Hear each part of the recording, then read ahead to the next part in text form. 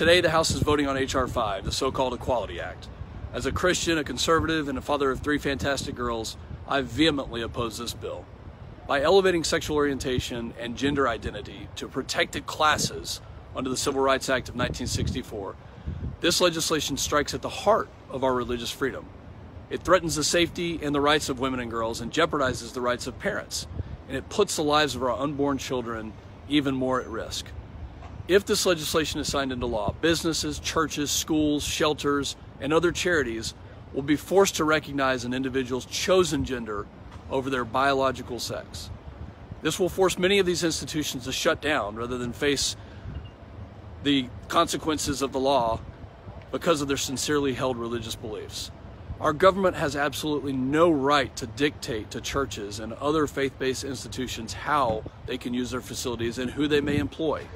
Additionally, it poses extreme danger to women who seek refuge in rape crisis centers, domestic violence shelters, and homeless shelters. These facilities will be forced to accept biological men who state that they identify as a woman rather than risk being sued or shut down. As a father of 3 daughters who participate in sports, the legislation is personally offensive to me because it federally mandates that biological men who identify as women must be allowed to compete in women's sports. We've seen multiple examples on the state level of women being put at a disadvantage and forced to compete against biological men. Not only is this unfair, but it diminishes access to scholarships and leaves fewer opportunities for women and girls to advance in athletics and education. Parents will be put at risk of losing custody of their children if they refuse to support and go along with the child's decision to identify as another gender.